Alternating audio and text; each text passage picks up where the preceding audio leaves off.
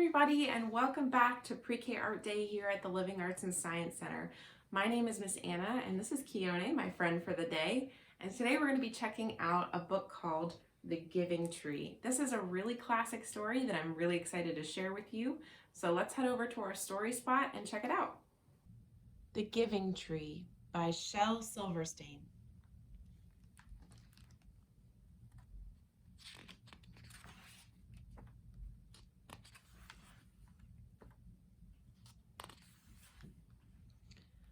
Once there was a tree, and she loved a little boy. And every day the boy would come and he would gather her leaves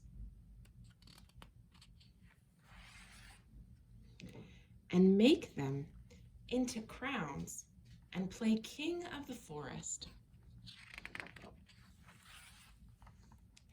He would climb up her trunk and swing from her branches and eat apples. And they would play hide and go seek. And when he was tired, he would sleep in her shade. And the boy loved the tree very much, and the tree was happy.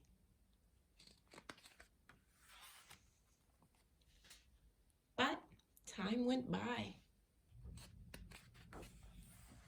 and the boy grew older.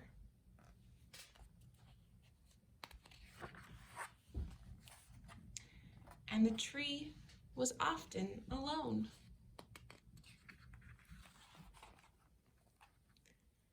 Then one day the boy came to the tree, and the tree said, "Come, boy, come and climb up my trunk and swing from my branches and eat apples and play in my shade and be happy."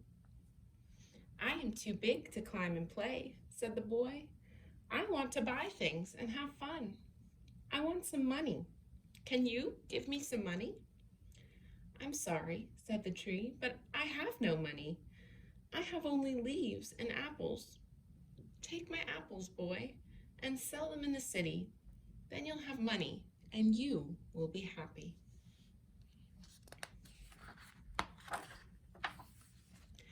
And so the boy climbed up the tree and gathered her apples and carried them away, and the tree was happy.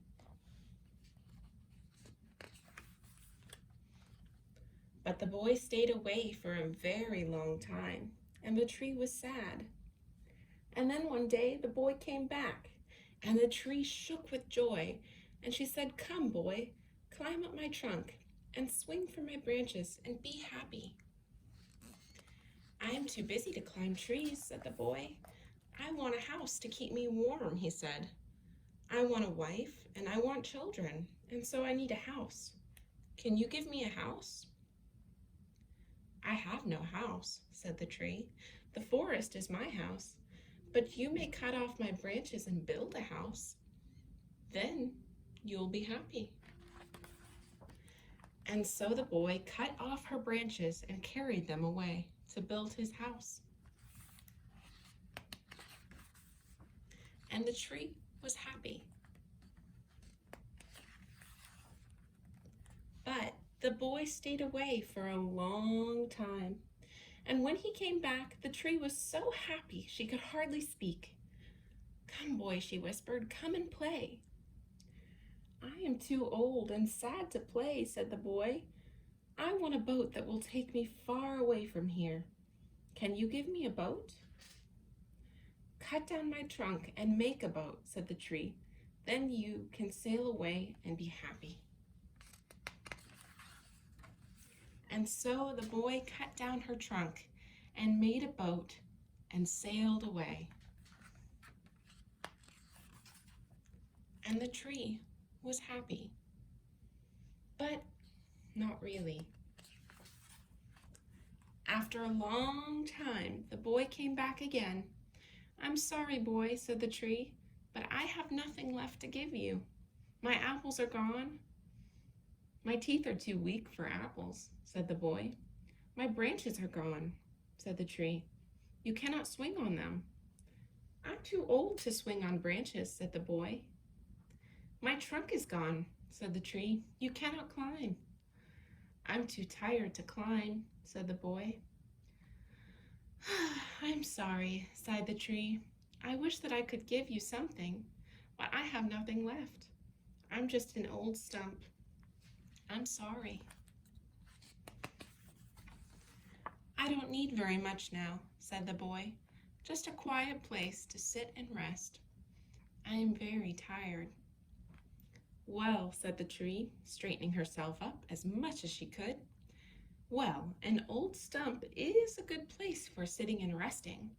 Come, boy, sit down. Sit down and rest." And the boy did. And the tree was happy. The end. Wasn't that a great story? I especially love the pictures in this book. I think that even though they're really simple, they do a great job of telling the story and kind of really getting the feeling across. So let's head over to our craft table and do a little craft based on the story we just heard. All right, so today we are going to be making our very own version of the giving tree from our story that we heard. And so this is all the supplies that you're going to need for today. You're going to need some green, brown, and blue construction paper, some scissors, a pencil, some glue sticks, and you're definitely going to need some liquid glue and some red pom-poms. If you don't have any red pom-poms at home, you can substitute those with red construction paper. That would work just as well. So to get started here, the first thing we're going to do is we're going to set our green paper to the side. We're not going to need that just yet. And we're going to start off with our blue and our brown paper. Your first step is going to be to trace your hand. And you see how I have a lot of my arm showing on my paper? I'm going to trace my hand onto my brown piece of paper. And this is going to become the trunk of my tree. If you have trouble with tracing, have an adult help you with this step. It'd be great, I think, for our little one to just hold their hand on the paper and the grown-up to trace it for them.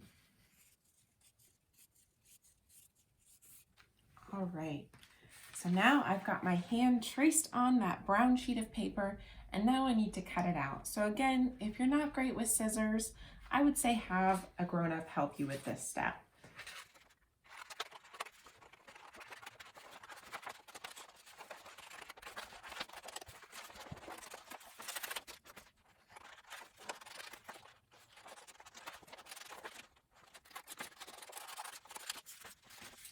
All right, so when you're all done with that, you should have a brown hand that's going to become the trunk of your tree. Now, it might be tempting to go ahead and glue this down, but we're actually going to wait. We're going to do some cutting on that green sheet of paper first. So for your green sheet of paper, you want to have it up and down like this in what would be portrait instead of landscape. You want to have it the same way that you have your blue sheet of paper underneath. And right up here on the top, right where our hand would set all around, we're going to make kind of like a fluffy cloud shape. I think this would be a really good step for your little one to do, and then maybe with the cutting they could get some help from their grown-up. So once you've got your kind of green fluffy cloud shape, we're going to just take a minute and cut this out as well.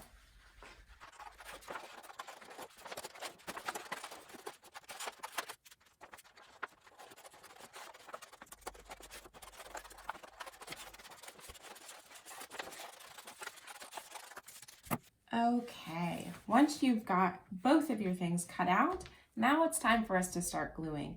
Now for this part, we are going to actually use just our glue stick. We don't really need liquid glue for this part. In fact, if we used liquid glue, our paper might start to get a little bit wrinkly.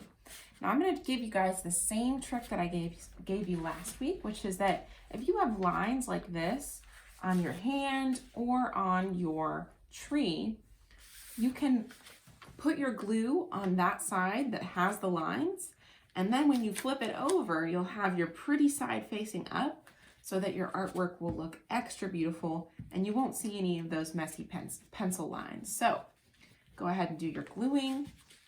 We're going to start with our tree top. Kind of arrange that how we like, and we're going to glue that on there.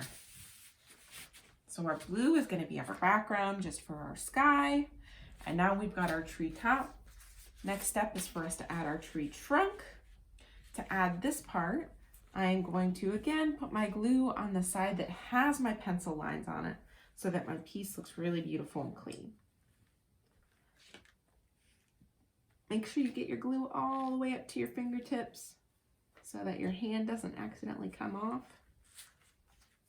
And then I'm going to flip it over. Try and line it up with the bottom of the page as best you can. And there's my tree trunk. So now you can see my piece is starting to really look like a tree. If you have any bits like this that are sticking up, you can lift them back just like I'm doing now and stick some extra glue underneath. Sometimes you'll just miss a spot. All right, now we remember from our story that that tree had some apples growing on it. So I want us to add some apples too. Now we're going to bring out those red pom-poms and our liquid glue, both of those things.